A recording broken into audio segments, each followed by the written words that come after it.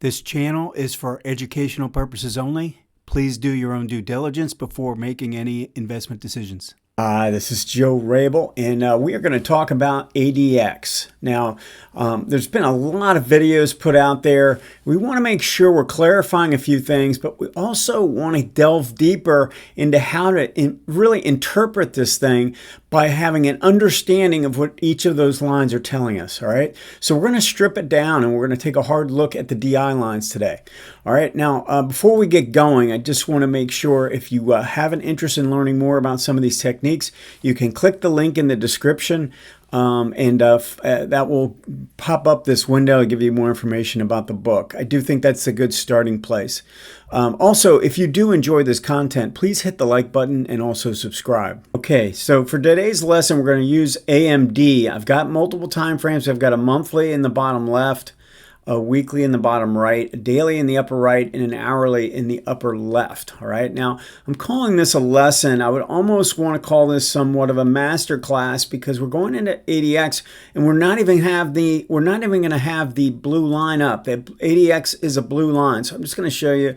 Let me pull it up on this time frame over here. If I switch this back to pull it up, I can switch back and forth in this program, in Stock Charts program, right, in ACP. And you can see there's the ADX. Now, I'm just removing that on all of these. And there's a good reason for why I'm doing that, all right? When we look at something like the weekly chart, this is something I want you to understand. If you're a student of mine, if you're certainly a monthly subscriber, definitely want you to have a grasp of this specific concept.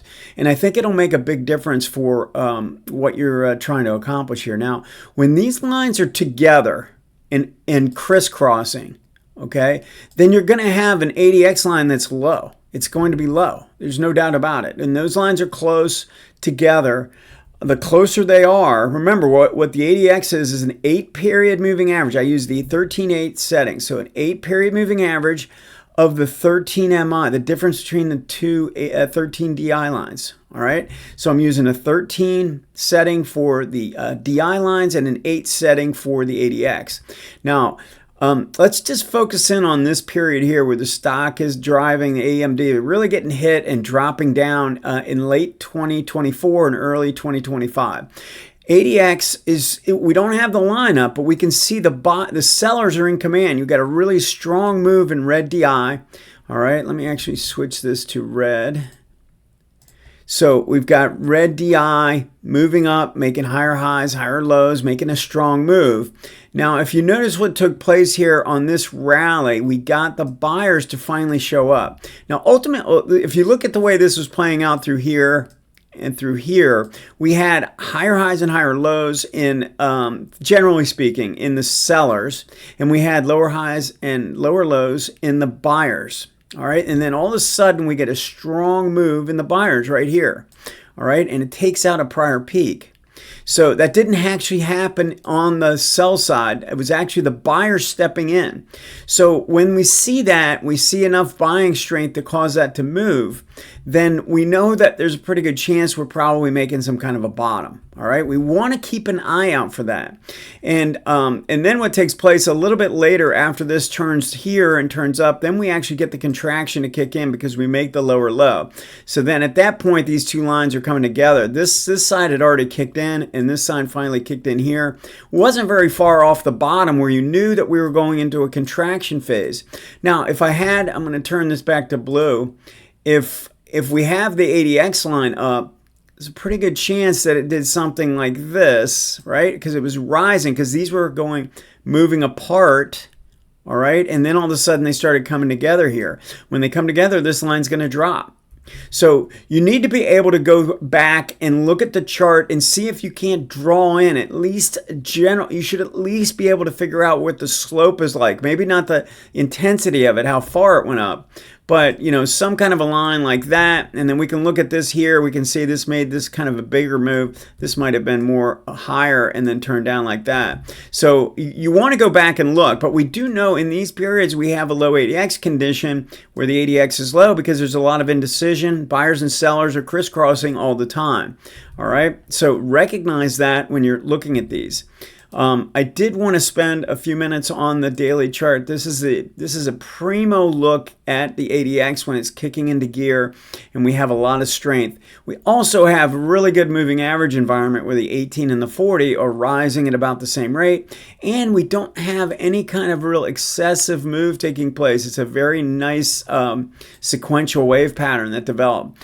But what I want you to be able to see when I look at the DI lines, I can see strong move, strong move, strong move, right? And we're confirming every one of these moves to the upside. This peak here coincides with this one. This peak here coincides with this one, right? And then we get another strong move here, coincides with that peak. And then we make another marginal new high here, and this really drops off. Okay, I mean, we're not getting the kind of follow through that you'd want to see. So we also want to recognize the fact that prior to this lower peak, or not as strong peak, look at what happened. We had kind of the low end level. We kept on making marginal lows, right? We were making a low here, and then we made another low here, but it was at a higher level. And then we made another low here, and that was also at a higher level.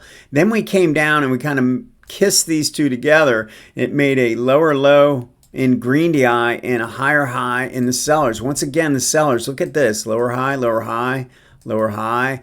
And this is about a double top here, but then we saw a real convincing move to new highs. So at this point, we know the ADX is going to start losing strength because these two are coming together. Do you see that? I mean, in other words, you need to be able to see what the ADX is doing and why it's doing it. So that's why I call it decoding, because if we know what these lines are doing, then we're going to know what the ADX is doing and what it's going to do. At least we have a pretty high probability of that. All right. So we want to kind of recognize the fact that this was telling us that there was a contraction phase starting, and we also had a new high here. So what is that? That's divergence. We got pretty significant divergence that took place because this followed a contraction phase. So in other words, the start of contraction. The sellers showed up. Remember what I showed on the decline phase on the weekly chart, the buyers showed up, all right? And then on the move to the upside, this seller showed up. This is really important. You want to recognize that when you have an existing trend in place. Everyone's kind of focused in on the buyers, but you really want to see is when are the sellers going to show up, right? When are the sellers going to kick in? And in this case, we want to look at where the buyers are going to kick in, right? And the buyers kicked in the first quarter of 2025, and that was the start of a reversal for this stock. So we want to use these things to our advantage. And I mean, if you just continue to monitor these types of things, we're going to get a lot of information from it. Look at what's taking place in the green DI for the S&P, all right? We're looking at a weekly chart, and it's moving up. And green DI has been moving up. I mean, I would have to consider this in charge somewhat, right? But we're making a lower high here while this is making a higher high. Do you see how this is playing out? We're getting divergence showing up for the first time in this move, and it's right at the 25 line. So I'm sort of questioning this now. Let's go ahead and look at the daily chart.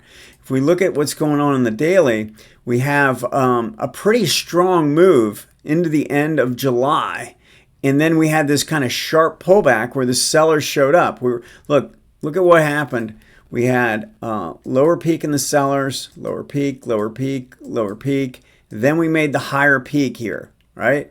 And even though we did go to a new high here, and we're still kind of consistently trying to push to the upside, this is not really giving us the type of feedback that we'd want to see if the market is getting ready to make a really strong move to the upside. All right, we just don't have the evidence based on what I'm seeing.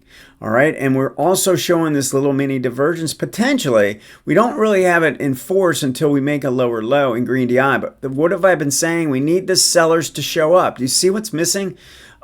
We don't have on a weekly chart, we cannot get these sellers to kick in. We need this selling line to come above a previous high. And just like what happened with AMD, we'll go back to AMD. You see how we were moving to the downside? We got the buyers to show up. We need the same thing to show up on the sellers in the S&P now. All right. So I wanted to apply to a current situation because this is clearly, I think, in a contraction phase now in AMD. It's probably going to work its way back down towards support in the 150 area, just based on what's taking place here with the DI lines. So use this to your advantage. If you have this information like this, then you're going to know what the ADX, at least why the ADX is moving up and moving down. All right, so study these things. Go look for some individual situations right now, and I think it'll be a huge advantage for you. Okay, that's it for today. Click the link in the description if you want to learn more about some of these techniques. Have a great trading day.